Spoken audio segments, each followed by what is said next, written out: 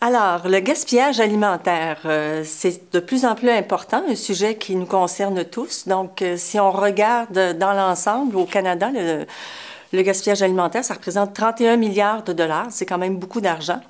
Et c'est équivalent à peu près du tiers des aliments en total qui sont gaspillés. Donc, si on regarde la répartition de ce gaspillage alimentaire, c'est 47 de tout ce gaspillage-là qui est responsable, je dirais, qui va dans la responsabilité des ménages, donc qui est attribué aux ménages. Alors, il y a quand même 53 qui est attribué directement aux autres acteurs de la chaîne de valeur alimentaire.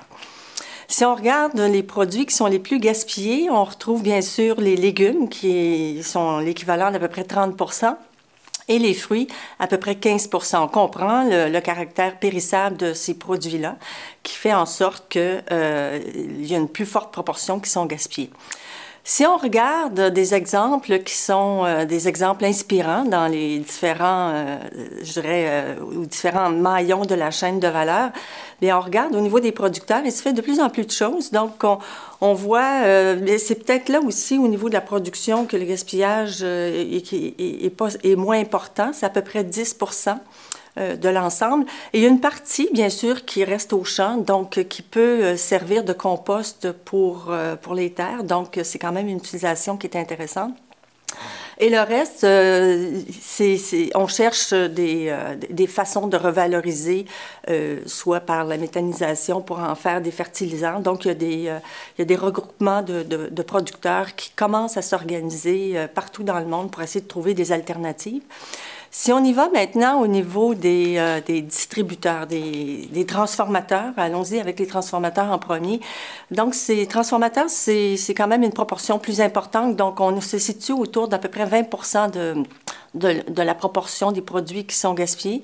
Mais si on prend l'exemple de la pomme de terre, par exemple, puis on parle de la transformation au niveau des frites, donc c'est sûr qu'il y a toute la pelure qui est gaspillée. Il y a aussi des produits qui sont peut-être moins intéressants au niveau des formes. Donc, là, il y a des efforts ici à faire pour essayer de trouver des débouchés pour justement utiliser ces résidus et en faire des produits utilisables.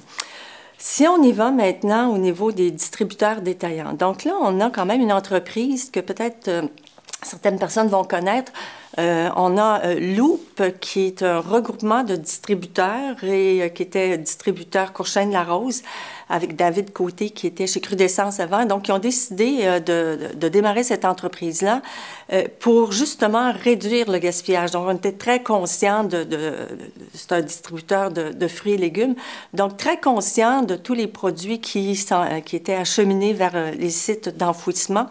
Donc, on a décidé de faire des jus à partir justement des produits invendus. Et on a vu la naissance d'une entreprise davantage articulée vers l'économie circulaire, donc essayer de donner une seconde vie à des produits qui étaient invendables. Alors, Loop est de plus en plus sur l'ensemble des tablettes de grands distributeurs et récemment aussi développé des bières artisanales à partir de pain perdu. Donc, on essaie de trouver des façons d'utiliser des produits, des résidus de produits pour en faire des produits qui sont alléchants, mais aussi qui ont une seconde vie et qui ont une valeur ajoutée aussi, c'est non négligeable pour l'ensemble de l'industrie. Un autre exemple au niveau de la distribution, ici, si on regarde le secteur restauration et traiteur, il y a la Tablée des chefs qui est un joueur important, du moins qui initialement est une initiative du Québec, donc qui a regroupé plusieurs chefs, mais aussi des traiteurs pour s'assurer qu'à la fin de la soirée, au niveau des produits non consommés, qu'on puisse les reprendre, les redistribuer, soit à des organismes ou en refaire des produits. Donc, un organisme qui est très important et qui, je dirais, qui a exporté son modèle à différents endroits dans le monde. Donc, ça, c'est un joueur qui est très important. Et aussi, plusieurs chefs sont impliqués au niveau des écoles pour donner des cours pour justement savoir comment cuisiner, comment préparer des aliments tout en réduisant le gaspillage alimentaire. À ce niveau-là, on se penche de plus en plus sur comment on pourrait valoriser des résidus ou je dirais des aspects dans la transformation alimentaire pour être capable de les transformer et d'en faire soit de nouveaux ingrédients ou de nouveaux produits. Alors, c'est vraiment un mouvement, je dirais, une préoccupation grandissante pour l'ensemble des acteurs dans une perspective de rentabilité, mais aussi dans une perspective, je dirais, de responsabilité sociale.